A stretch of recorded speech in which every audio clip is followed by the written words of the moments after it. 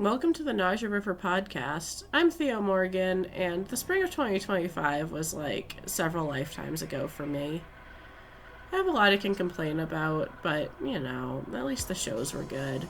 And every piece of live music has a place in my heart, from the big ticket items like seeing Queens of the Stone Age with my family, to the little basement shows. Sometimes the little shows affect you in unforeseen ways. You start chatting up a local death metal two-piece, become good friends, and even get them on the podcast. Life gets altered in strange and unexpected ways for it. That literally happened one night in Quincy at an undisclosed location. And that band was Hexrot. Jesus, I haven't seen Will and Evan in a hot minute. They have a show at the Middle East on August 14th, which is the same night as Agalok, so say hi to them for me. You've seen the title of this episode, and there is no second Hexrot interview yet. Yes, it happened again. This is the Spiral Continuum. We are the Spiral Continuum. We are technical progressive death metal from the Boston area. I live in Boston proper. This dude lives in Stoughton. I live in the burbs, baby. Yeah. And I'm Garrett Mallory. And I am Eric Harper. Cool. It's nice to meet whoever's watching. Yeah. First off, I know they're not technically a two-piece. They usually have Jazz from Ice Giant behind the drum kit. But when I saw them in Quincy, she wasn't there, and no one filled in for drums. So it really was just two guys on guitar and vocals and a laptop with backing tracks. Everybody doing their best. Also, Jazz hasn't recorded anything with them yet. Let me have this bit. Regardless, meet Garrett, Mallory, and Eric Harper. They make up the core of the Spiral Continuum. The moment their set started in that basement, I knew there was something special about the band. I just didn't know what it would be. In the moment, it's the catchy technical and melodic riffs. And since then, I've seen the Spiral Continuum open for our homies in Ice Giant, Strangers in Zoth, and Valdrin of all bands. I've seen them in Eric's basement in Stoughton. Epicenter was there in a majority of the times. I've seen them both as civilians at other metal shows. I ran into Garrett at a random Alston convenience store after I knocked down a shelf of candy. And yeah, we're all good friends now. This is the unusual episode where I don't have to handle any complete strangers. That, and we've been talking about doing this for like a year. It gets weird, and worse yet, it gets political. But if you've seen the Spiral Continuum live, you know that happens like 10 minutes into their set. And it gets long, but I hope you enjoy. Anyways, I know you described your band as technical death metal. Is there anything else you'd want, the normies listening to hear? Anti-fascism. I think it's not a genre, but that's the theme, if you will. Wonderful. I'm sure my mom will understand. Yeah, our parents totally get it. Yeah. All on the same page. Yeah, so I have every band start with their origin story. So I want to know how the Spiral Continuum came into being. Oh boy. All right. So this is a story in two parts. Act one would be the late fall or the late summer, early fall of 2017 when I decided I was all done with Screamers Hawkmock. I still wanted to make music, but it was abundantly clear that I needed to be in some sort of project that I had a directing role over, as opposed to what my life in musical projects and bands had looked like prior to then, which was kind of being a lackey in other people's projects. I mean, had a bit of a say, but not like really in a driver's seat, so to speak. It was a slow start. I got a little Tascam 8 tracker from Guitar Center, and began to demo stuff out in a really rough fashion. I would later be joined by an old friend of mine, Matt Carter, who had a band that were pretty, notable for a bit. Maybe some niche listeners out there remember Deprived. I posted myself recording stuff online. He saw it and he goes, "Hey man, that's really cool. I want to get better at recording stuff. Why don't you come to the Sound Museum and get in my space and I'll help you demo some stuff out.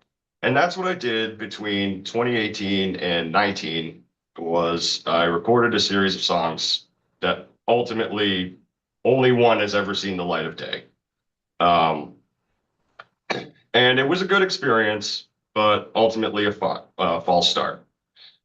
Obviously, the entire world shut down for a good almost year. Yeah, we're like post-COVID then. Yeah. Yeah. And it was pretty interesting too, because when I actually went to go like upload the early tracks to Bandcamp, but then realized I had the wrong file formats. And then I remember having this horrible dream, like I was in this like cave red. And, like I don't know how else to describe it. There was stalactites everywhere. I was feeling horrible, and I was just like, some door has closed, and then the world shuts down. Premonitions.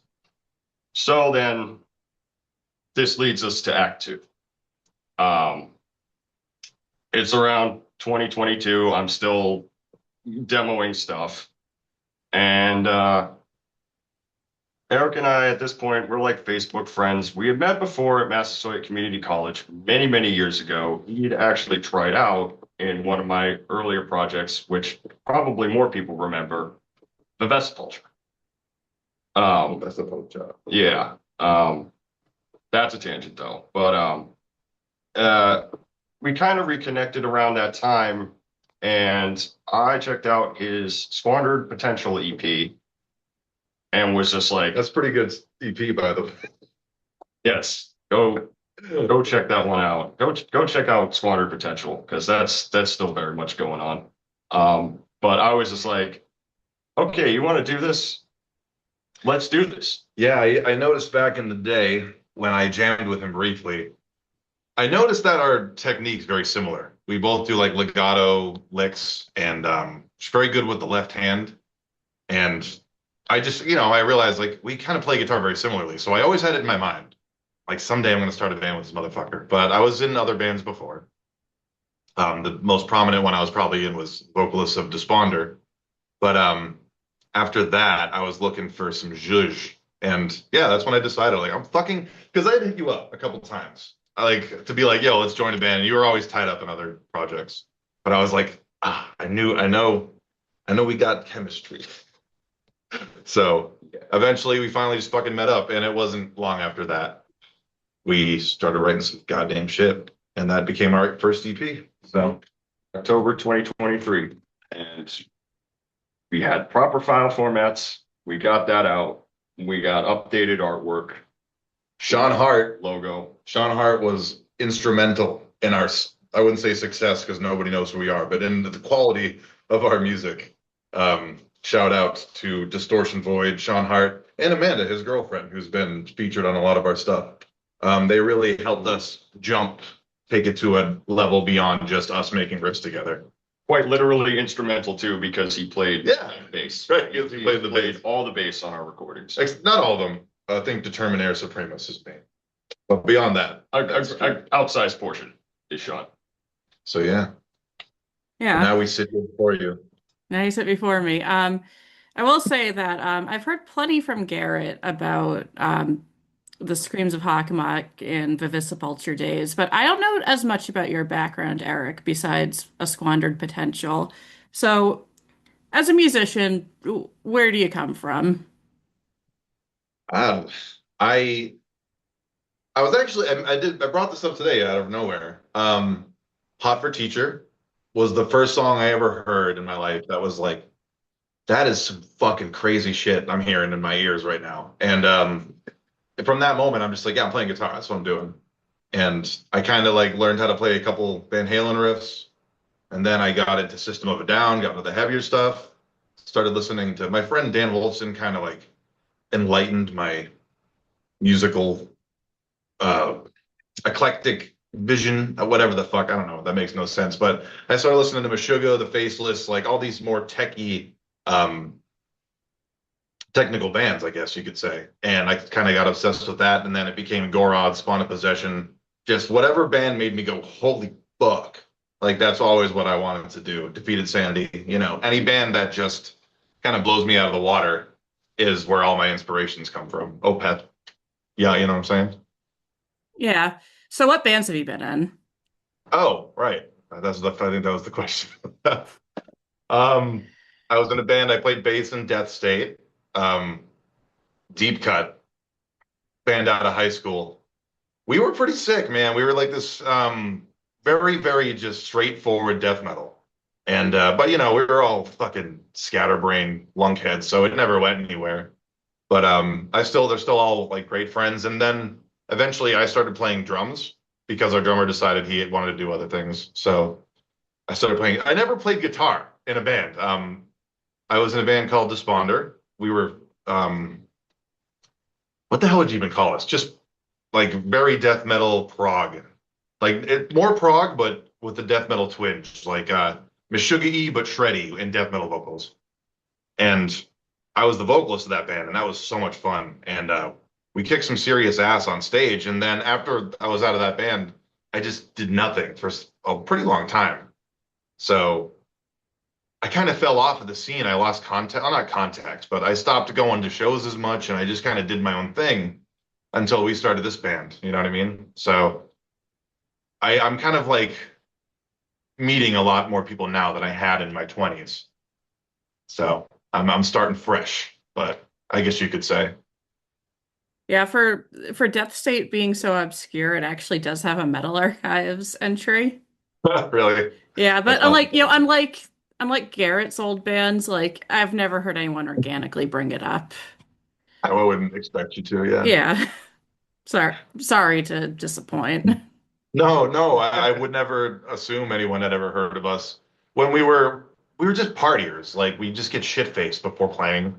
Hmm. And we were very often tight, but very often just a mess. So if you had ever seen us when we just got too hammered, especially me, you'd just be like, well, this band's, no one's going to take this seriously. But when we did actually play a good show, we'd make an impact. But it was so brief and so long ago, I guess you could say, just it's faded into obscurity. But it's a nice piece of my history, at least all of us that were involved.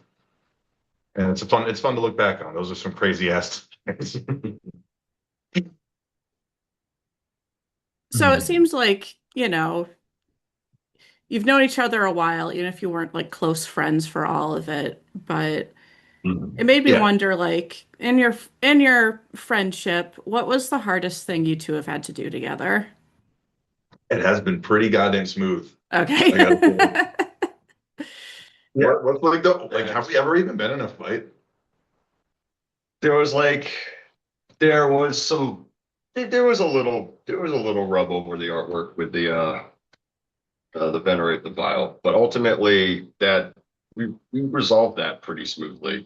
Yeah, there was never like I've never had like a conflict that didn't resolve with a single conversation because you're very rational. You know what I mean? It it's more just like I have a bit of a temper, so I can just randomly be like, "Shut the fuck up," and Garrett's like, "All right, my guy, chill out." But like, yeah, I would say it's pretty tame. Shui. Shui. Yeah, no, it's cool being in this band right now because it's just like, yeah, we're very much on a level a lot of the time, and I really cannot say that of past projects, Yeah, Okay. regardless of whatever it was we achieved, So it's been very, very cool. there were some brawls in Death State. Yeah. Uh, So I guess a different question is, why do you work so well together? the vision, baby. Yeah, I think a lot of what he's already said, like we have a lot of similar influences musically, but I mean we're also on a level mentally as well. Like we share a lot of values in common, um, not just worldview and politics, but also just like how we relate to other people, how we communicate. You did mention having a conflict over the Venerate the Vile artwork. I'm just curious what it was. So I had spent all last summer working on that artwork. It was going to be an original me piece, and I still have it. But what happened was that we got a bunch of T-shirts made out of that artwork, Hmm. which it was kind of a messy process. We were like, you know, honestly, we've still been kind of figuring this stuff out because, like I've mentioned at least, like I've been, and Eric to an extent too. We've kind of just been like lackeys in other people's projects. So like the merch and the business end of stuff has always been somewhat Fucking clueless. someone else's like, responsibility. But we're just shooting from the hip, going at it. I'm realizing that, the printer we're working with wants scalable vector graphics as opposed to bitmaps. Hmm. And, that's like entirely different ways of rendering digital images. Vector's generally more accurate. And I can see why screen printers want that because it's easier to scale, it's less messy, and, I think like yeah, like it's just generally neater to work with. And the other issue was that they wanted a limited range of colors because I did it full color at first and it was just going to be insanely expensive. So we did a few trials of like reducing colors. we went with a weird choice. We went with a weird choice that we felt worked, It but worked. So yeah, it worked on a computer screen where it's like that looks pretty cool. yeah, But on a shirt, it was like, oh, what the Hmm. fuck? A it's shirt been that a will whole live on in world. infamy. Yeah, it just Yeah. wasn't. It was kind of like I would say somewhat of an amateur error, but we're just shooting shit in the.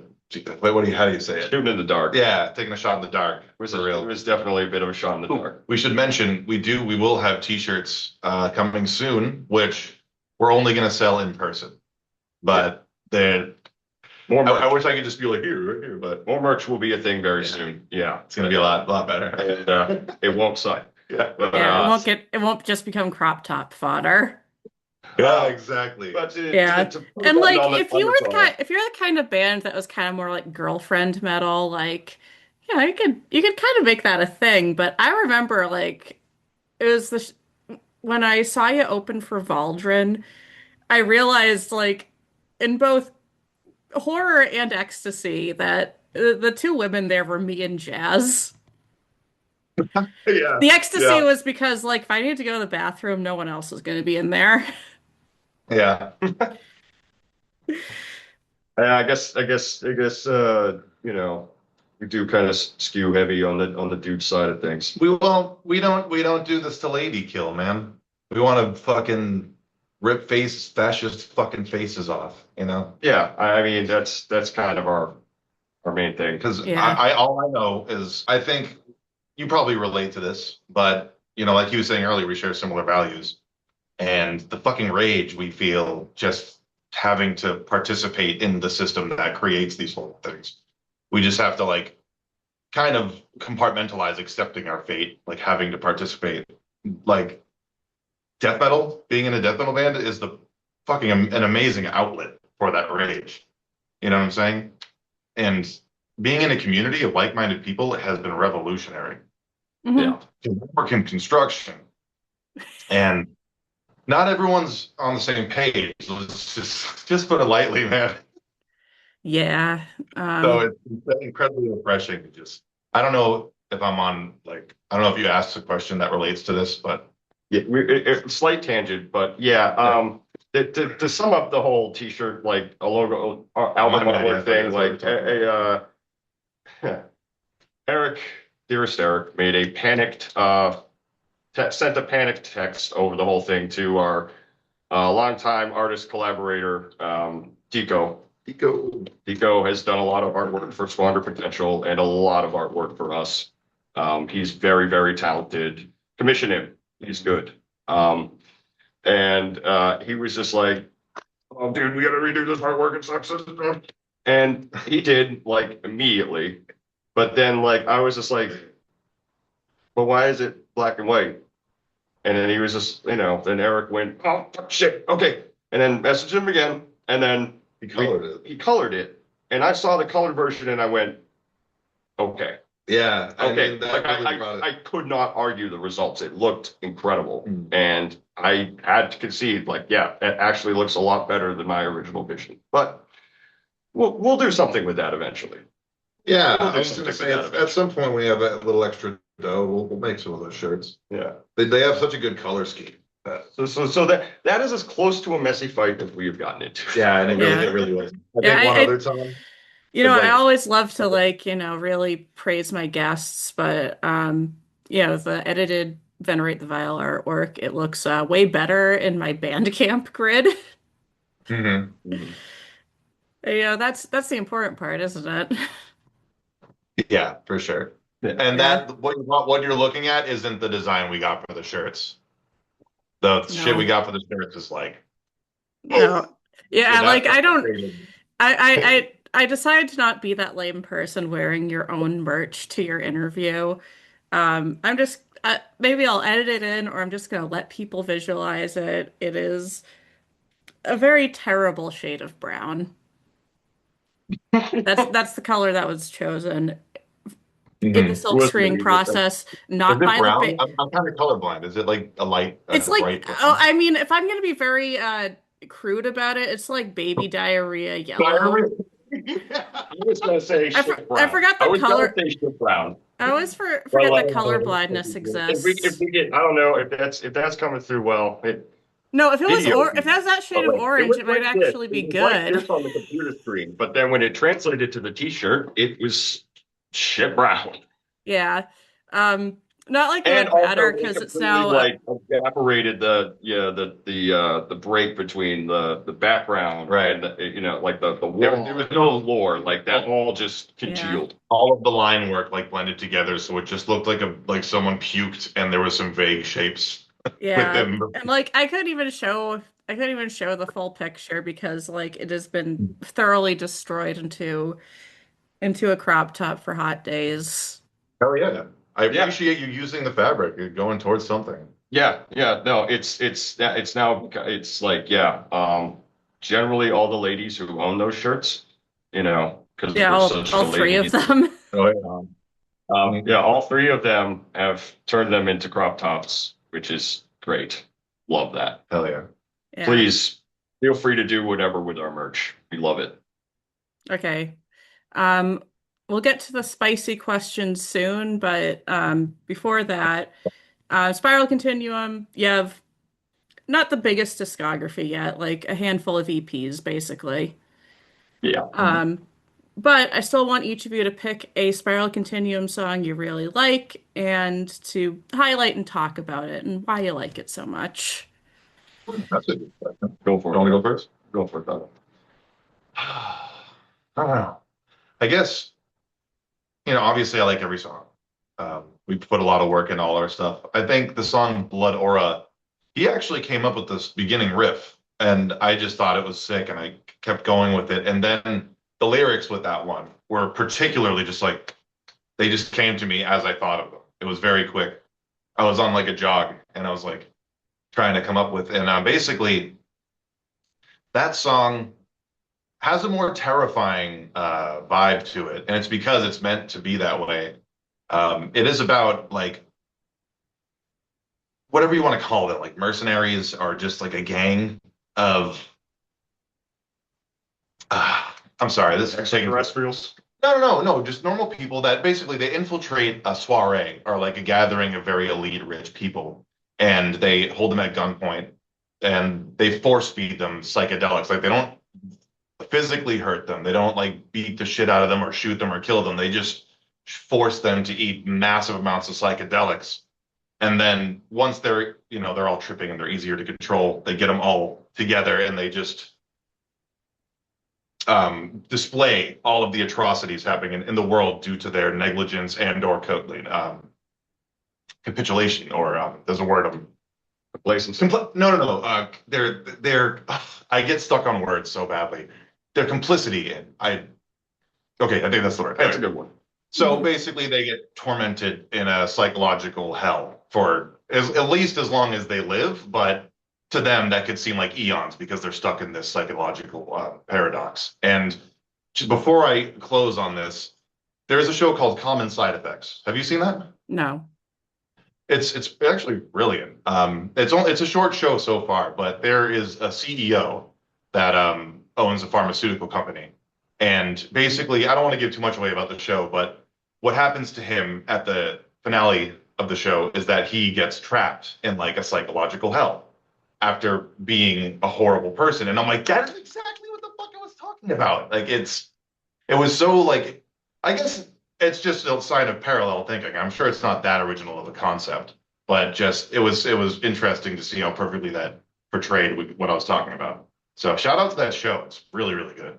Yeah, that's a good explanation because like that's one of the songs you explain a little bit on stage. I mean, I've seen you live plenty, I so try. I'm so bad. I'm like, I've oh, basically memorized your whole banner. But Crazy to like me. It's it's a up there. little, the detail really helps. and it sells you on the panicked tone of the song. It's very dun dun. Yeah. It's like It's one of our grindier tunes, to be sure. for sure. It's meant to overwhelm. Mhm. So Cool. that's pretty much all I got to say. Unless you have any other questions about it, but I pass the torch to my guy here. Yeah.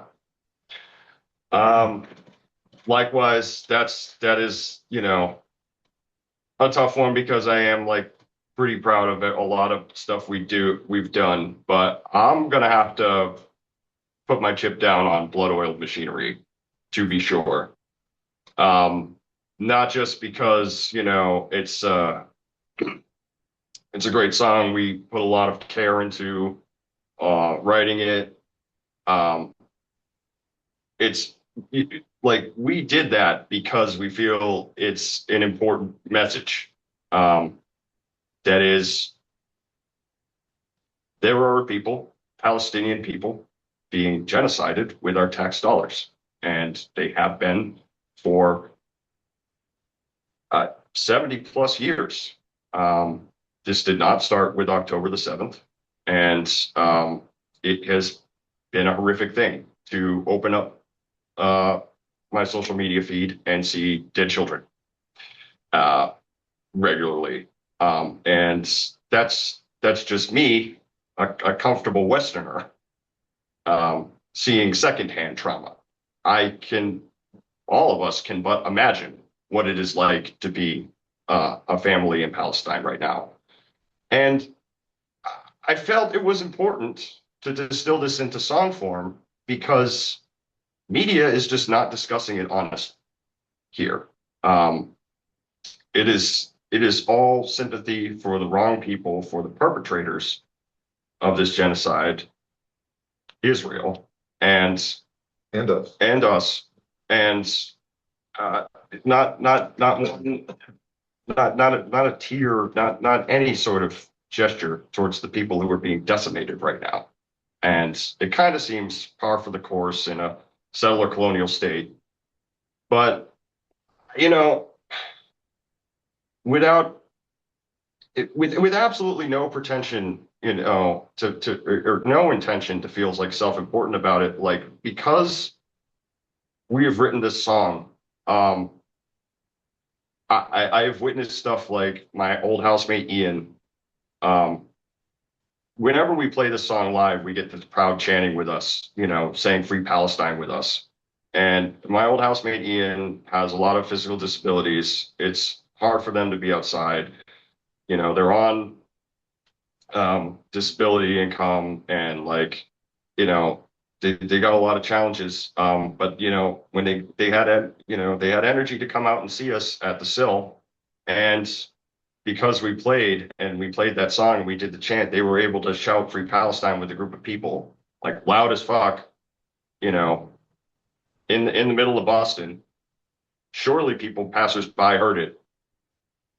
Then like their brother um is like seeing nothing about this, but because we made a music video, he was being exposed for the first time to what was going on over there.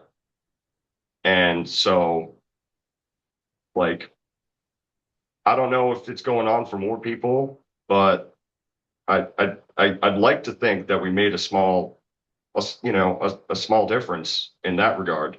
Well, it's a collective thing. It's like if everyone does something to get someone to find out about this shit, that's all the validation. Not validation. It's like that's what makes it worth doing. Hmm. You know what I'm Yeah. saying? 100%. That was a tale kind of drawing on my experiences in past abusive relationships that were not very fun to be in. Just, and it, and, I kind of like wrote what Eric considered to be some very on the nose lyrics and kind of thought like, with our sound and vibe, maybe we should make it less like, exactly what you went through, minus some names or something, more like, what if this was about someone being led into a death trap, in a haunted house by a spirit? And that was a cool idea. And I went with it. And also, like during the recording, like, that was our like first like tracking a demo together process. And then, I got to see the Eric in action because like the ideas just be flying. And That's the and he was ADHD, just man. like, whoa, just trust me, bro. Just trust me, bro. He wanted to add clean singing so bad. And like, I mean, Screams of Hakamak kinda did that. And that was my only like, prior experience. But like, I mean, Eric like really, really like big sings. So like, I tried to he really wanted that to be a part of it, and I love that he did. I love that idea you did in there, man, because it sounds ghostly. Yeah, It exactly. sounds like, Foreboding and like mysterious. it sounds like a spirit calling you. And it's like it's perfectly fitting in there. Yeah. That's what I like. That's what I like about us working together because it feels like every piece of every song we put together is in there with like full intention. Yeah, no, it's all very well constructed. I was trying to sell a friend on your music, and I said it's tech death, but I know how to write songs. That's my biggest thing.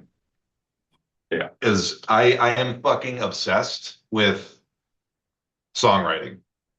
I will if we do a part and I don't think this part goes well, that like it has to like melodically transition perfectly. Melodic resolve. Melodic resolve. Every riff, almost every riff, like it's this way because of the riff before it or a theme that's being followed through on any given song. And it's something I'm literally obsessed with and I take pride in, but it can be a bit like not what's the word I'm looking for? I was gonna say limiting, but that's actually quite the opposite. It pushes me to keep fucking with it, but it can be stressful, I guess. Just like being so strict about it. And I'm a fucking perfectionist. Garrett will tell you, but I'm not a dick though. I'm not a dick. I'm suggestive, but I'm just incredibly anal about songwriting. I guess that's pretty much what I'm trying to say. Yeah, what is Yeah. melodic resolve though? I'm a normie. I don't know shit about music theory. Essentially, I don't even know much about it either. I just know how to do it, if that makes any sense. A band that I listen to a lot is hugely inspired me in this aspect is Gorod. Um, it's just that like every melody within the song has its reason for existing, and it's based on every other riff. They all share common themes, melodies, notes, and there's always a transition that like it's just so obvious. Like, of course, this is the next part because you have two different parts you see, but you use aspects of. I don't. Maybe can you try to explain this better? So like there will be common tones. Right. There will be common tones you reach for going from riff to riff. And this was kind of a songwriting thing I learned early on, and it makes things sound more cohesive. Mhm.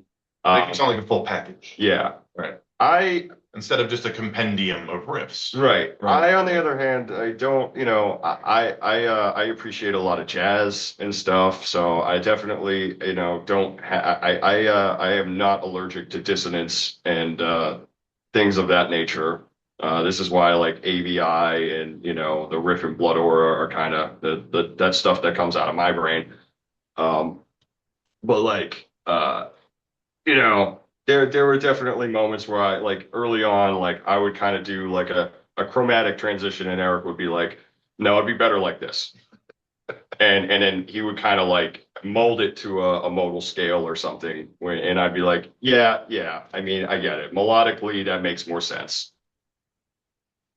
I'm never hard to sell. If you come up with something and you're like, I like how it sounds. I'm like, c'est la vie. Yeah. You know what I mean? I'm never too pushy. So like, I think, if we're like to convert this into like art theory for a moment, like, what I think in caps on. yeah, like, you got like your warm colors, and then you got your cool colors, and like making a nice composition with all those colors in those specific families working together well.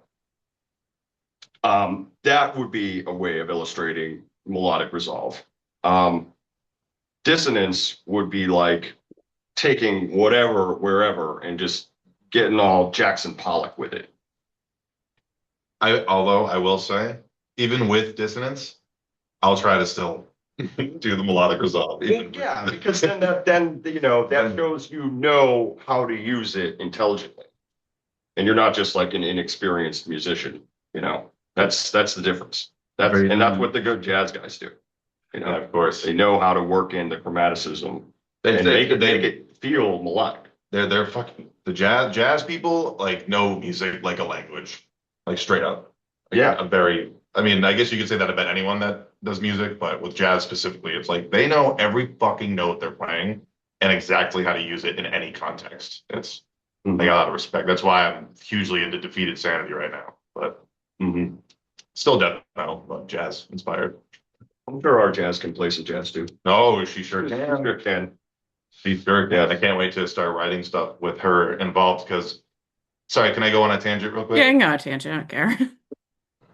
I was just gonna say I had been playing the drums on all of our stuff up until now, and we have an LP coming out. And now that Jazz is our drummer, we can start writing songs with her, and that's gonna be fucking sick. Yeah. But This is first we gotta put out the LP, but she'll be drumming on it. Yeah. Yeah, this has definitely been mentioned on a prior episode that Jazz drums with us. She's been drumming with us since 2024. We love having her there. We love that our drum throne has just consistently been trans women. That's Yes. We've had nothing but trans women drumming for us, so that's why we do not fuck with transphobes. No, yeah. Just got no love for them. Yeah, it really is like like if I had a nickel for every time someone came out as a trans woman while drumming for you, I'd have 2 nickels, which isn't a lot, but it's really weird it happened twice. I know exactly 2 trans drummers, and they are Jazz and Sophia. Obviously, you're very loud about certain causes you stand for, such as Palestine and other besieged peoples like in Sudan and in the Congo and whatnot. What is your most important value? That's toughy. Yeah. I don't know, like I would feel like to pick one would be to like diminish another. And I know that's Yeah. you're just And that's like not what I want you to do. Right. But I'd say the overarching is just is like humanism. Yeah. And just like empathy. Empathy and and to me these two things very much like are core components of returning this land to its original inhabitants. Because I think that would result in significantly more human sort of culture to exist in. There won't be under that sort of governance, there won't be data centers being shoved into impoverished communities, poisoning people's drinking water, and there won't be mega corporations that buy up politicians, lobby them, and just all the many nefarious ways that power just invalidates our voices you know, and just kind of does whatever it wants to. Um, I feel like returning the land to uh, indigenous peoples would be healthy not only for all of us but for the planet itself,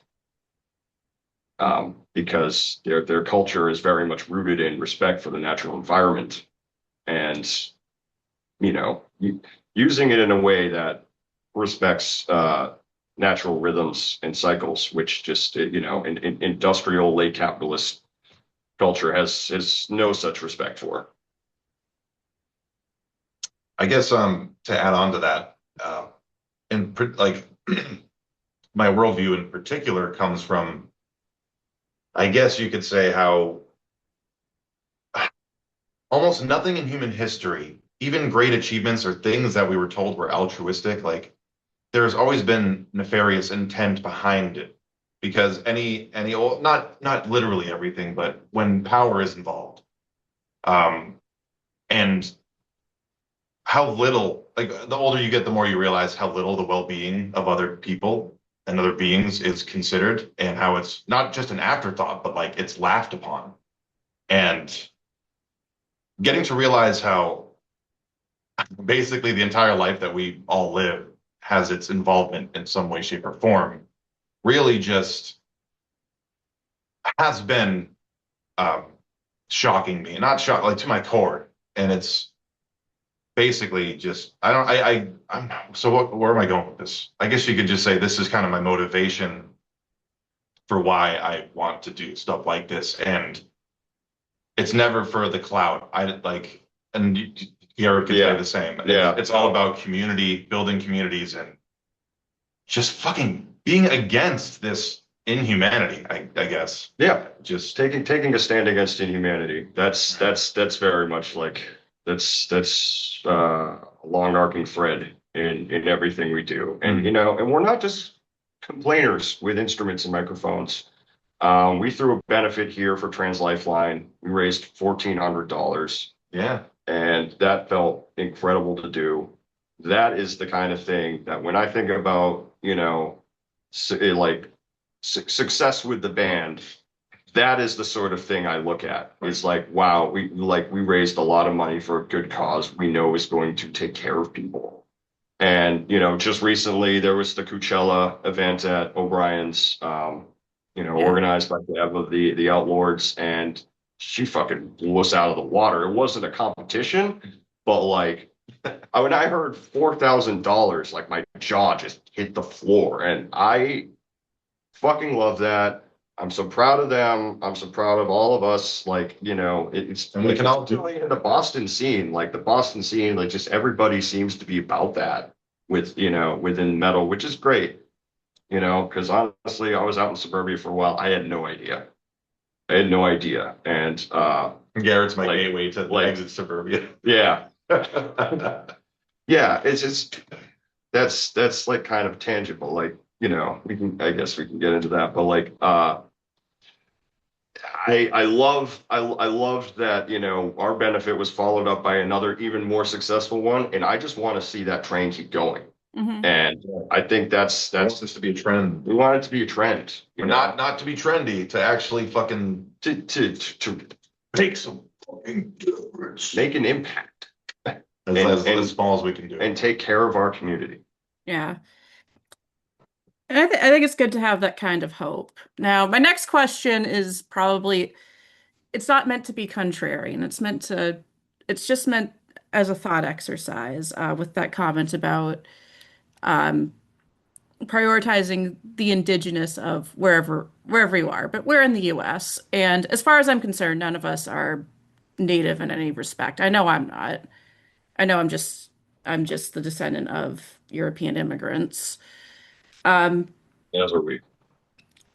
okay, so we're on the same page here. Um, Right. We are white. so what happens to us in your ideal scenario? What is our role as, I guess to be blunt about it, settler colonialists, To whether we share like it the or land not? and resources. To share the land and resources. Okay. It's simple as that. Treat immigrants like they're our neighbors and give them all the social programs that our tax dollar can afford us, right? I mean, what else can you do? Yeah, stop saying that we have no money to take care of people because we do.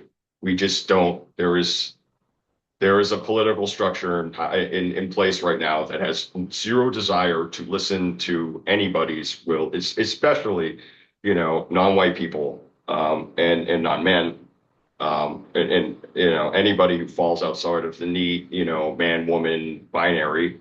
Um, so I think it's also, yeah, it's like it's also important that we, practice that, and that we listen and we learn, the ways that the land was stewarded, before we came here, and the sort of values that were in practice. I mean, obviously, that's a time we can't totally go back to. Like I said, like we live in industrial, late capitalism now, and the debris of that is going to exist for a very long time. But we can start to relearn those values, and we learn those by shutting the fuck up and listening, and then practicing in community with people around us. And I don't know. I have trouble seeing the bad part, you know. I mean, just think about all the land being built for like condos and rich people to move into. We obviously have the ability of the fucking land. Golf courses. Yeah, golf courses.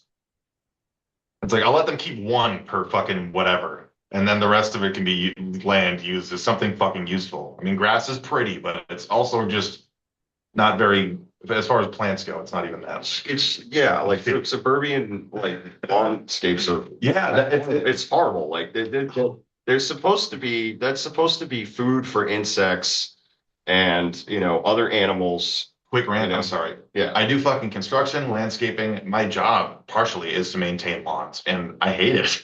I'm like, I hate what I'm doing, and it crushes me. That's literally the Yeah, there was a long period where I like did not. I like it made me physically upset to like mow the lawn when I was living in suburbia and You brain. got all these bugs that are hanging out and like frogs and shit jumping around, and you're just like, "Ugh," like fucking, it's horrible. Yeah, Yeah. I've told myself like this is I've told myself like politically I don't want a lawn. Like I will forfeit quite a bit of space to not have to deal with the fucking lawn. I think my parents are like they're not anti-lawn. They do have one, but their maintenance of it is very minimal, and I like that. And that's all I'm used to. I I My is can't deal with pesticide. people putting seed down. Yeah, yeah. Yeah.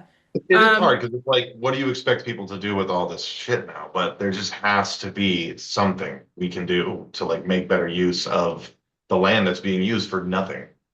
yeah. Um, and I'm just not. Yeah, Yeah. it is being arbitrarily controlled by like homeowners associations based Hmm. on incredibly subjective standards of just what makes this property, appreciate.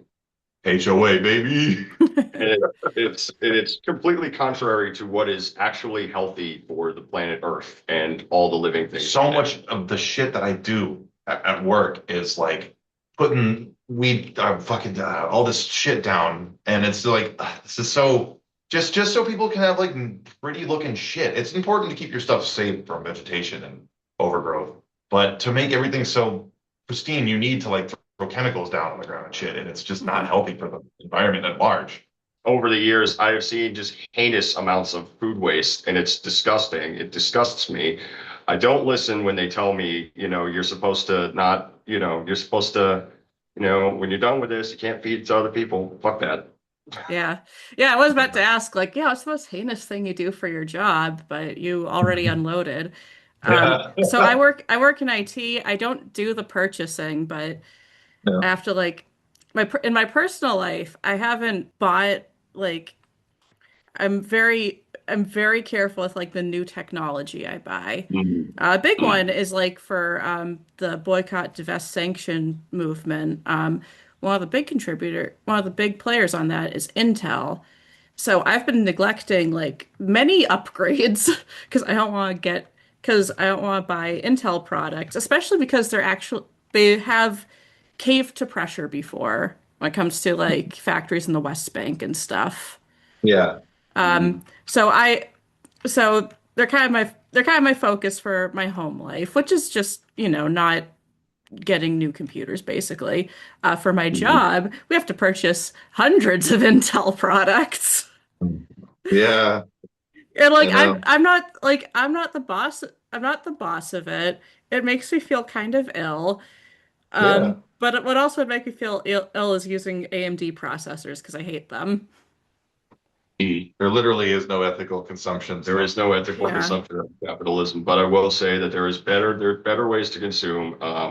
Obviously you're in a bit of a bind. This is your job and stuff, but Hmm. like, for most, something I say to most average consumers, and I'll admit I'm not perfect on this front either, because sometimes, again, you don't have better options. But like, as much as possible, buy used and refurbished electronics. Now, Hmm. see, we speak about the Congo as well because I a lot of our electronics that we consume out here are sourced from there. The rock, the cobalt and coltan, these come from mines where literal child slaves work, many times at gunpoint. And there is, just zero regard for their humanity. And oftentimes there will be, the entire families will die in collapsed mines. And so you can have a new fucking iPhone? That's sick. And a planned obsolescence perpetuates this to such a Hmm. malignant. It's like That's so I much don't know what human else death. to- Right? That's Yeah. that's disgusting. It's the fact you said it best, man. Like the lack of humanity that's even regarded for these fucking people because it's never shown to us Because they except don't how look much. like us. Hmm. And it's as simple as that. And so many people still want to kick up a fucking fuss about it. But it's message to white people. Fucking get over it. This is reality. You can be complicit, but like stand against it. And it's not an indictment on yourself as a person. It's just acknowledging what the fuck is really going on. And White supremacy is a system. And honestly, you don't need to have white the right supremacy, skin color. You just need to believe the same thing that the avowed white supremacists do. yeah, we have a very multicultural white supremacy going on in the United States. There's black and brown ICE officers, Right. there's Black plenty and brown. There's plenty of black and brown people that voted for Trump. exactly. But like it's still a white supremacist system because of who Fundamentally, yeah, yeah. exactly. Okay. So my next question, I do know your answer to it, is metal political. Yes, the fuck it is. And fuck anyone who says otherwise. I mean, you don't have to be political, but I think like anyone that's doing like subversive art should kind of have their finger on the pulse. And chud metalheads, I just don't get. It's like you're in the counterculture and you're fucking sucking the dick of fascism. Like, get out, go. Get out, We don't get out. need you We don't here. need I don't you care if here. your man's good. Yeah, no, seriously. Like, August Flint, fuck off. Like, We don't tell. There was a fucking drummer. I won't say the band. There's a drummer that just was a dipshit, and I didn't care about like whether or not like is this going to cause drama in like the scene like with the band. It's like no, this guy's being a fucking loser, and he's going to get called out. And yeah, we're not buddies anymore. We would have been buddies if I shut up, but I like that's because of course you try to reason with someone before you just jump to like not bad faith, but just, before the anger accumulates. But if you can't get through to certain people and they're hateful bigots, they can go fuck themselves to hell. yeah. I'm sorry. Yeah. So what I think in this regard is that it's like it's inherently a political act to make art and do anything creative, under late capitalism, which very much wants you to just be an engine of productivity for other people's profits at all times. There is every concerted effort to squeeze your mental space out and your energy and your time to leave you as depleted as possible. I think doing any sort of creative pursuit is a very accessible way that people can reject the system. But to go to metal specifically, it has been there from the start. The album Paranoid by Black Sabbath quite literally wouldn't be what it is without the context of the Vietnam War, because Geezer Butler wrote, for instance, the song Hand of Doom about Vietnam soldiers who were in the war, becoming disillusioned with the war and turning to heroin to cope with the war. I mean, obviously, it's pretty well documented at this point that a lot of Vietnam soldiers were, using drugs to cope in that way because they knew they were involved in something unjust. Yeah. And it was destroying them, and that's now. But in like 1970, that wasn't really being widely talked about. And Geezer had a finger on the pulse there.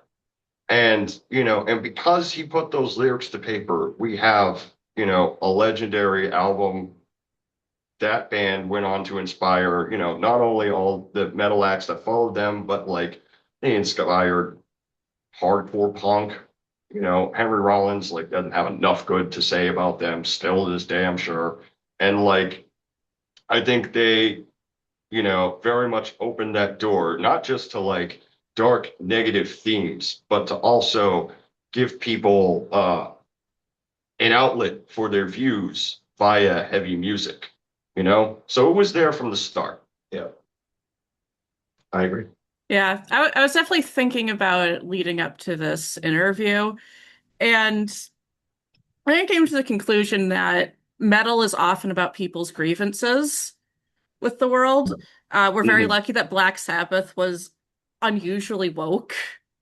That Yeah. they were Yeah. essentially hippies who discovered guitar distortion. Can I say something funny? Yeah. My friend was tripping balls, and he was like, Okay. "Dude, you ever trip? You ever trip and just go, oh yeah, evil shit too." And I was like, "Yeah."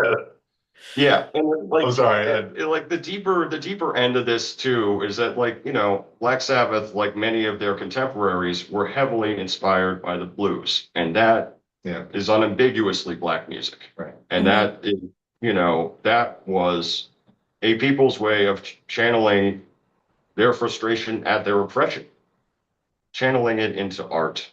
Beautiful, beautiful art. Beautiful art, and it's kind of a tragedy. Kind of. It is a tragedy that rock ultimately, like everything else in our country, got colonized, became claimed by white people, and that whole history kind of got lost. At least in the culture, like At most least people in the don't need to culture. know this information and think you're being a woke fucking whatever. Yeah, they think you're just trying to make stuff up. And you get white guilt. It's like, no, this is just history. This dude. is just history, dude. Yeah. And yeah, So like everyone forgets that like, metal is very closely related to blues and despite demographics to black art. And like the only person I could think of who ever remembered it, very unfortunately, was Varg Vikernes when he disavowed guitars in metal, saying it was not Aryan music, and then did his Wait, shitty prison synths. yeah. Who said what now? So Varg Vikernes of Oh, Burzum, oh, he's like the only musician I can think of who like very ironically like actually acknowledged that metal becomes like has its roots in black art. It was with him yeah. saying like I'm not doing metal anymore. This is not white Aryan music. Oh, wow. And so that's why he started making Dungeon Synth. What a, I Well, think he the also other started making that dungeon he was synth because the he other was half in of it was that he was prison, in prison. but he Yeah. justified it by saying like, "Oh, I don't use black instruments anymore." And he has proven oh, that like the true apex of white art is dungeon synth and shitty AI. No, yeah. well, Yeah. So has your like political stage presence ever like lost you a potential fan? I Like, don't has think anyone ever so. complained at your show being like, that was obnoxious? That one, there was a dude in this band. I won't name drop him because I like the other guys in the band, but Yeah. that guy JD or whatever, Okay. Yeah. Yeah. fucking chud bait. We were playing our first show and we just had a little like donation. Hey, we're gonna donate all the money we could make to Palestine. And he was like, "That's really cute, bro." He was like some like Tim Pool fan, fucking Oh shit. dope. So he might have been the only time there was ever that and the drummer I talked about earlier. Those were everyone else is like pretty, if not receptive. It doesn't seem to bother them. Yeah, well, literally, we had a fucking like a almost like 60-year-old guy come up to us at the news cafe after like, I like went off not only about like Palestine, but also about the fact that like a woman in Ramezia Oster last year, she was literally snatched off the streets of Somerville by ICE over an article she published being critical of Israel. And like the government felt bold to do this. She wasn't a white person, and she was Muslim, and I had to mention that because it was like pretty like it was pretty recent, and that guy came right up to me and was just like, "You guys have a great message, man. Keep up the great work." All right. On a lighter note, you have some interesting and exciting things coming up. Big one that I hope to get this episode out before is Mind Blown Fest out in New York. Um, Mind blown in the 518, the ADK. Yes. yeah, We've one, found ourselves. what brings you out to a random town in upstate New York? Brings us out to a random town in upstate New York is that my dearest sister Leanne lives out there and works in Glens Falls, New York at the Rock Hill Bakehouse, which is right near the shirt factory. And right in between these buildings is the Metroland Now stage, where the wonderful people in their community have organized the Mind Blown Fest. We played last year's at the end of August. Unfortunately, that meant we were unable to meet anyone at RPM. Mhm. But this year it is this month. It is on the 27th. And we also get to go to RPM this year, which we're very excited about. But we are also very, very pumped to make another splash at this festival. It was a wonderful time. We really enjoyed the company, a lot of people there, particularly Brian Cirillo and his bandmates in Death Cult Pharmaceutical. Um, there was also, I wish I could, damn it, I'm blanking on the name, but there was a Chuck band. and Kevin, Oh, with Chuck and Kevin. Chuck and Yes, Kevin, Chuck and Kevin. the homies. Chuck and Kevin. Yeah, Big Chuck show. Open Spire, Kevin Stevenson, great people. Um, and there was also there was a band where a man was singing a song, chickens, Singing what? rubber chickens. I don't It know. was well, you were like swatting bees away from your food, so Dude, that played out. that was the only thing that was crazy. But The they only didn't thing sing that- anyone. The only thing that's crazy about that place is that, like, if you picture the typical assortment of like flies around a dumpster, Yeah, Mhm. it's awesome. if you got that, yeah, right, yeah. If you've got the visual in your head, now picture that's wasps and yellow jackets. They never stung anyone though, so They didn't sting anyone, they didn't. They knew not to cause a ruckus. but then that lady was just like, "You gotta stop swinging your arms, man. Yeah, Piss them all off." I know. Yeah, Yeah. but that was a good excellent time. Did you mention how it's a fundraiser for? It's like an organization. Yes. There is. It is also being. It is also supported by the group Heart Support. They do a lot of mental health advocacy and work with people, particularly in the heavy music scene, which we think is awesome. Yeah, It is 'Cause, awesome. heavy music has done a hell of a lot for our mental health. they're fucking treasures Yeah. for sure. It's a very different environment than what we're used to. Like, they're out in the middle of nowhere. What makes the Glens Falls um what makes what makes the people of Glens Falls let me try to word this correctly. What's unique about that place? The community. Community. What's unique about the community? Inclusivity. They're very, yeah. They were just like a lot of the people there were just very very open and very forward thinking, progressive minded, very much our kid. Yeah. For sure. You know, Everyone's kind of like they all share the same values. They know, the plot, basically. Hmm. And like these people are like you're never gonna catch. You're very seldom gonna catch someone that like lost the plot and is going off on like, oh, I agree with Free Palestine, but I'll listen to Candace Owens. None of that fucking annoying shit.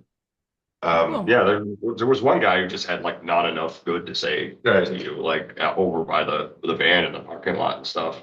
Oh yeah, yeah. He's just like, why aren't more bands He- doing this? Why aren't more bands doing this? Yeah, yeah, he was in Blood, the pharmaceutical. That's called fun. Yes, Yeah. yes. Yeah. Shout out, No, no, good guys. you guys. How many fans would you say you have out there? Mm, Genuine fans that listen to us on a regular basis, like 10.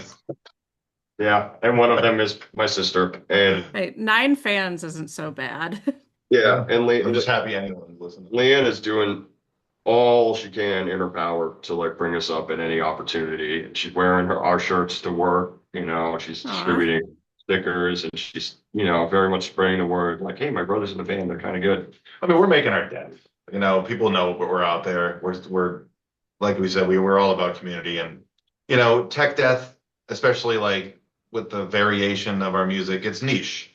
Hmm. That So that thank you. yeah, Thank you.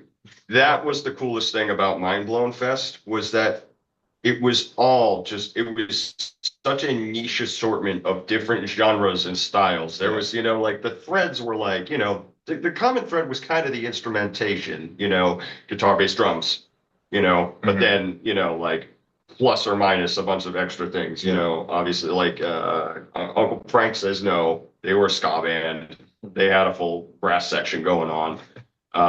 Then you had Arrow Through Me, who were more of a Paramore type vibe. Then you got Dawn. Oh, sorry. Right. Then you had Guts, and they were like they were the one other metal band with us. Loaned us our Guts. gear. Love you guys. That was great shit. That Hughes and Kettner, like such a tiny amp, but it was so loud. Then you got Don Joker, who's like a very icy Don Joker, who's very ICP inspired, but like he had a song, deny, defend, pose, like not, like he's shouting out Luigi and stuff. So like his set was awesome, and he was also throwing toys out into the crowd. He was throwing plastic skulls It was out. a bit of a clown show, you could say. Sure, you could say. But man, he was entertaining. He was really fun. So it was a complete, it was a IRL mixtape of a bunch of different niche artists and genres coming together to, grace the town of Glens Falls with some really interesting performances and creative music. Eclectic group of people. And it was all for a very good cause. Exactly. Exactly. Are there other future plans that you have? Full length. Full length, Full baby. length. We do have one show coming up at the Middle East in Boston Yeah.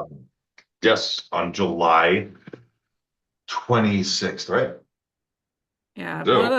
one of those free Zuzu shows. I saw Infernal yes, Occult we there got a free last year. show coming up. Desolate Horrors. We are playing with Rosaria, Asian by Misery, Beneath Purgatory at Yeah, at Zuzu. That's going to be different. I've not been on the Zuzu stage before. But it's not been to the even a Middle East stage, before. bro. So if you ever like look inside Zuzu, like if there's nothing going on there, you'll just see like a bunch of tables because it's a Right. dining room. Yeah. You can go in there and get your falafels and stuff. Yeah. So when there's shows there, they just remove the tables and you are playing near the window. That's kind of sick, though. It is kind of I sick, didn't but know that. I thought we were there's no playing in the real Middle East stage. upstairs. I am from what I remember, the sound was not very good. I think we're used to that shit. I know. Well, maybe if we get lucky, we will get our Denny's Grand Slam moment at Zuzu. Yes. Um, I think Yeah, I gotta think of something catchy. yeah. And I don't know when they close. I forget when they close the kitchen on Sundays. Not like it matters. I don't like Middle East food that much. Yeah, It's it's like from like what I Lebanese food is like, that's some high quality cuisine. They just don't do it good. Yeah, exactly. Like There's I a place got in North falafel Baltimore wrapped where you there can go out. once because someone else is paying for it, and it was like the most anemic looking wrap I've ever gotten. Yeah, I had a similar experience. That's why I said it was just dry and underwhelming. Yeah. But enough slander. We're playing Enough, there. I like I've given the Middle East so much of my money. It's just been like tickets and drinks and stuff. Yeah, right, right. I've Um, yet to have been disappointed by an event at the Middle East. Right. Yeah, it was great to play with Zoth there, even though I was suffering with a yeah, friend Oh, yeah. from seeing Iggy Pop the night before because I had to. I couldn't say no to that because the man quite literally outlived Ozzy, and it's just like this could be my one shot. yeah. I don't know if But very much a tangent. I don't know if I expected him to outlive Ozzy. yeah, I always no, forget that Iggy Pop's alive, as much as I forget that he is. Ozzy's dead. He's He's still a punk rocker. he's He is. he's still Yeah, under 80 too, but he's rapidly approaching octogenarian. But he is no less energetic and entertaining and lively to see live. So go see him live while he's alive.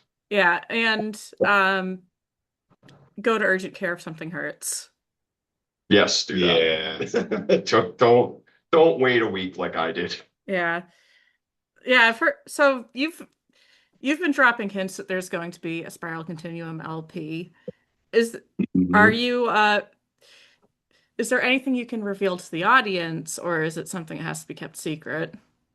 I think the one thing we can say is that blood oiled machinery, Hmm. venerate the vial, and Determinaire Supremus are all songs we've recorded. We're gonna redo everything with jazz drumming. Hmm. And those will be the first three tracks on the album. The rest is gonna be all new stuff, baby. Nice. I've released a couple like videos of me playing guitar on my Facebook, but other than that, we don't post much about it. I want it to be a bit of a you know. When it's getting, Yeah. I think when it gets close to the launch, official 0 hour, Yeah. we're gonna put some promotional materials out there, start Yeah. getting the buzz going. But yeah, yes, it's been a long time coming. Like Yeah. literally 3 years coming, or 4 years coming. Oh, we've been released. You mean like yeah. Yeah, getting to this point. Yeah, Yeah, for sure. yeah. Like I'm sure we mentioned, like we've been jamming together since 2022. And Sean Hart, the producer that's done all of our stuff and played bass. I think I'm going to take the bass for this album in particular, but he's going to be producing everything. He's so good. Go check out anything from Distortion Void. It's his quality is delicious. It's just spicy. Yeah. Do you have a release date like No, loosely in your not head or no? not loosely. Yeah, I would say end of the year, like maybe fall. Yeah, Or it depends. It depends. Like we'll probably be recorded by before fall hits, but we're still not sure what we're gonna do about like releasing music. I think that's our Achilles heel is promotion for sure. Hence why we have like 400 Instagram followers. It's we don't got that capitalist shush to help us float through the algorithm. yeah. It doesn't help when you say like it also doesn't help when you take strong stances against genocide Yeah, either. yeah, that's a hindrance, but fuck it. It's the Yeah. place we're willing to be. You were spiritually meant to be like a hardcore band. Yeah, no, that's something I pretty regularly say. I'm like, yeah, in spirit, You're we're too very much talented like to be a hardcore punk, hardcore band. but we do different music. Um, you know, we play the guitar too much. We played the guitar too much to do, 3 chord songs. Also, Yeah. I literally, it's never gonna fly with him. It's just, it never ever. I have too much ADHD. Like, If I even attempt, I'm positive if I ever even attempted to present a song like, look, Eric, it's just 3 chords. It's like, yeah, but why can't there be a in there? it'll be a flourish. They quite literally, Would that Eric literally is what accept they're good you? for. Would Eric accept you being deathcore? What was that question? I Would don't know. would you Um, accept a deathcore riff? Ref? a deathcore riff if it sounded deathcore. Oh, I mean, I don't know. It depends. Like, would it fit in the song? If it just screeched to a halt to do a breakdown, I'd say no, that's fucking lame. No hate, but nah, I hate that. We're never gonna get the Spiral Continuum wall of death, are we? Maybe Don't count that. Yeah. It's like I'd want it to happen, but I'm too cowardly to step in the pit anymore. It's I'm too over. old. I'm 32. I'm almost 34 and I still dance with the best of them. Garrett gets rowdy. I love that shit. I still go dancing with the best of them. It's not the best thing for my health, but I ain't done living yet. I got my ass kicked. I got a long ways before that grave, baby. So trying to use up all this mileage. What happens if you hurt your pinky? No more pour. Well, yeah, yeah, okay. So it's like within reason. It's like Right. you know when I saw like yeah, yeah, yeah. Well, now that the seed is planted, I think we're gonna have to cook something well death worthy. Hell yeah. Speaking of So thanks, death Theo. and the walls closing in, out of left field, where were you on 9/11? I think a lot. What's going on? Where were you on 9/11? I was at the orthodontist. Oh my Yep. He was getting them. Oh no, my sister was getting her braces done. I was 6 or 8. Oh, Whatever. Give a shit.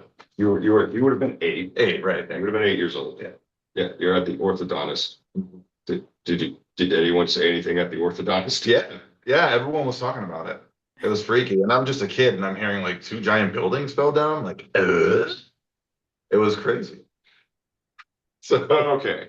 I was 9 years old. It was a we're otherwise doing the it story. was an otherwise normal day of fourth grade until all of a sudden, yeah, kind of like with Eric's situation, like all the adults started seeming panicked. They heard reports about the Twin Towers just went down in New York City, a plane went into them, and it was still going on. And somebody was just like, is there still a live news broadcast? Oh my God, this is crazy. This This happened during actual school, right? It's happened in school. Okay, so I wasn't at the orthodontist when it happened. I did that after, I suppose.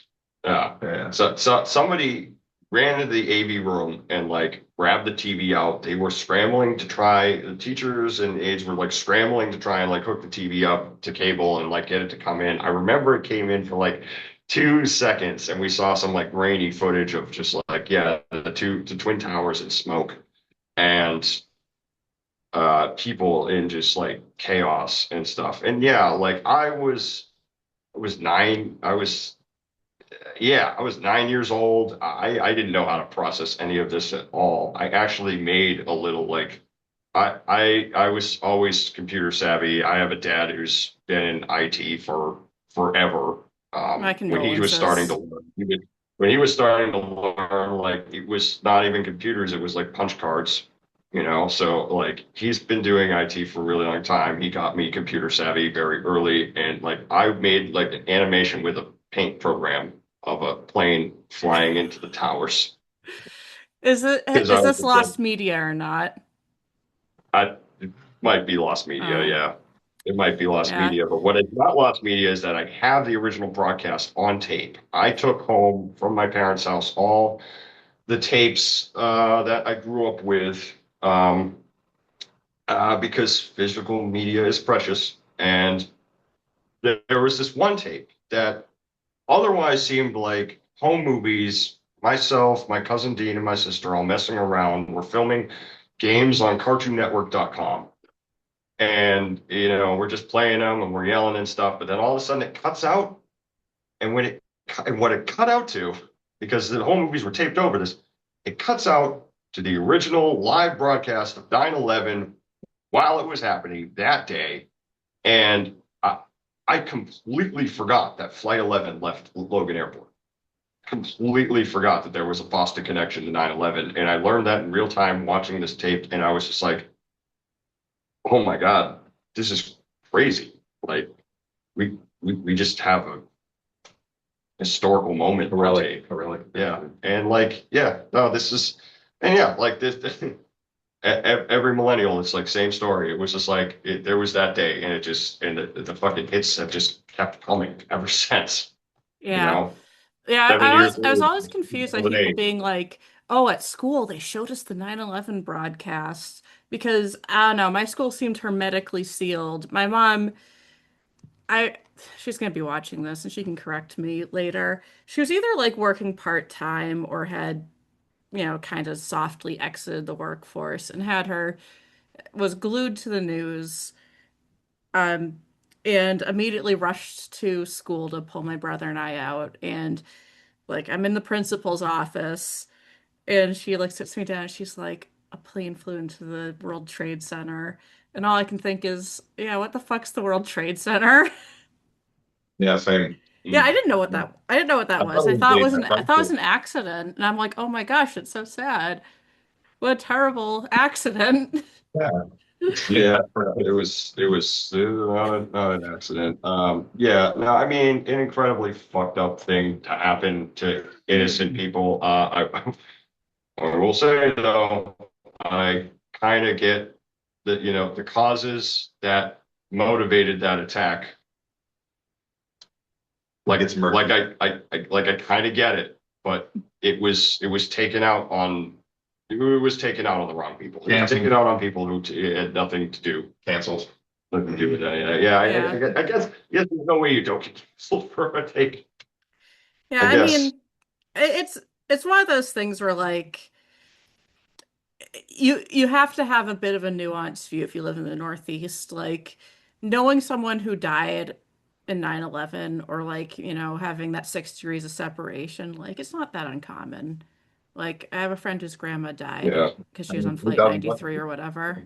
Yeah. And like yeah, I and was shocked when I heard that and then I like looked up her obituary and saw my friend's name and I'm like, oh, like it would be a weird thing to lie oh about. wow. Yeah.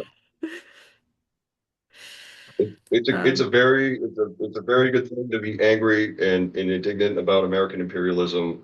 It is very bad to take that anger and direct it towards uh, people who are not I think pulling the levers of these of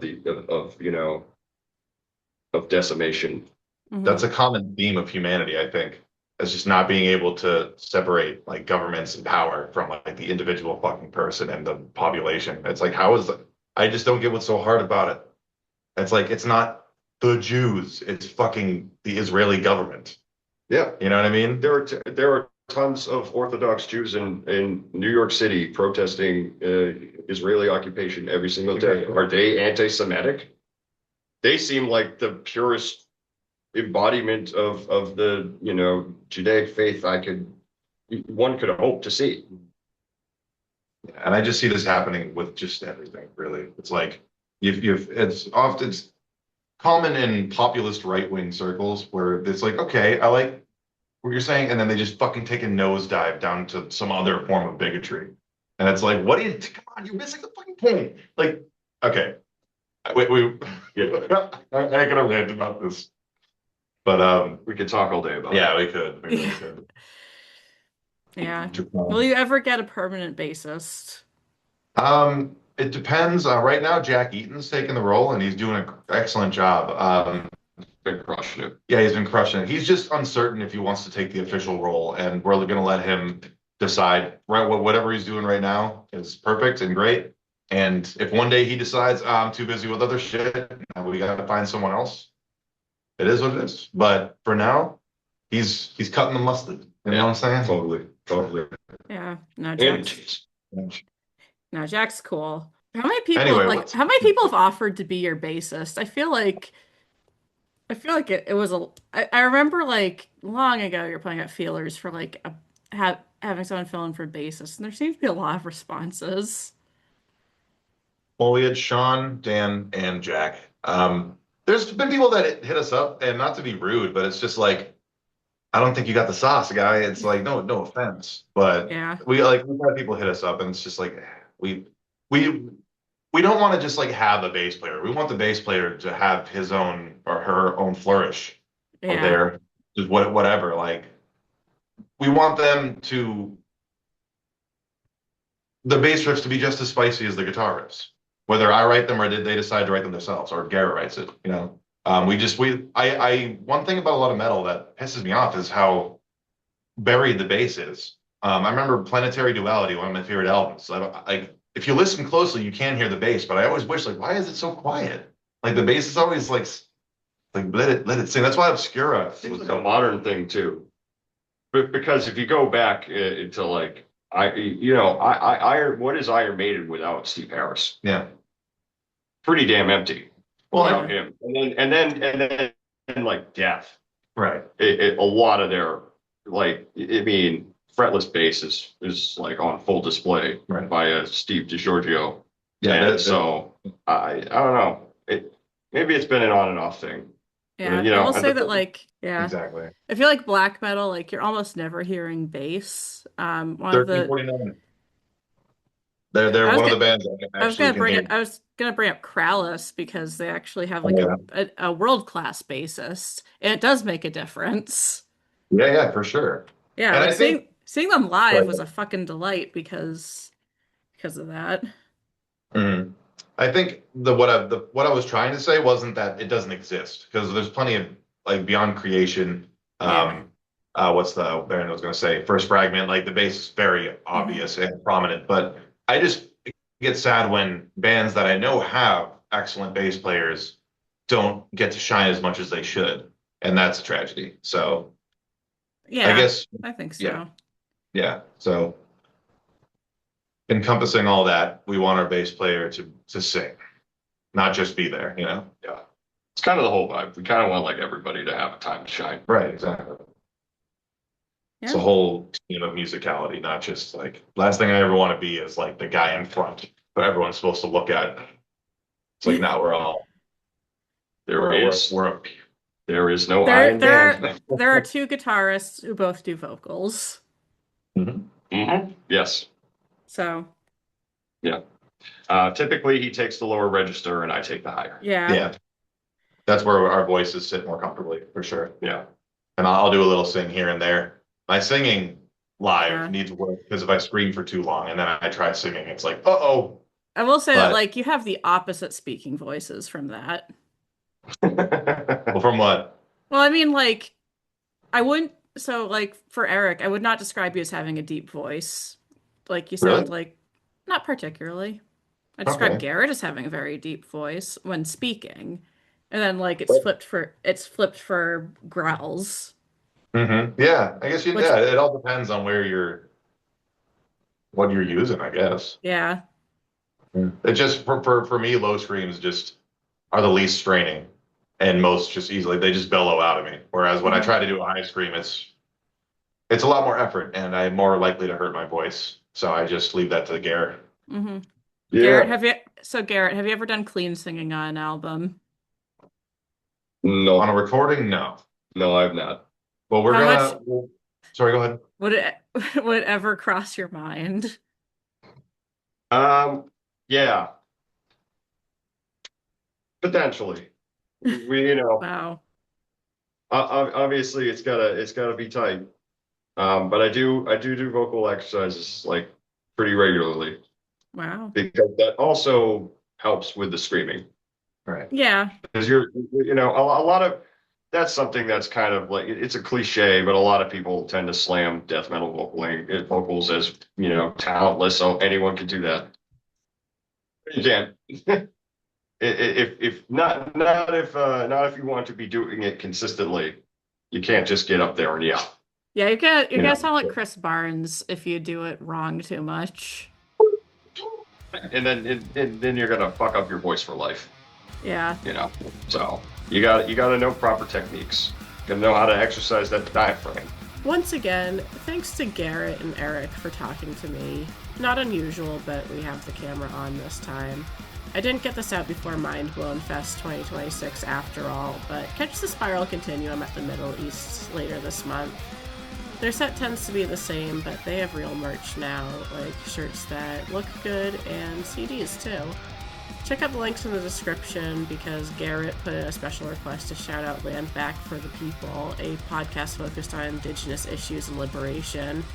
I listened to a couple episodes and enjoyed it a lot. Host Nick Tilson is an excellent journalist. He has a clear vision and the enviable skill of letting his guests have a lot of room to talk. I'm trying my best with that one. A habit of interrupting my guests was the first criticism my parents lobbed at me for this show. Listen and learn. Be kind to your fellow working man. Help another out. And peace and freedom to all besieged peoples. Not to be controversial here, but Garrett and Eric are correct on a lot of things. They're most of the Spiral Continuum. I'm Theo Morgan, and have a good night.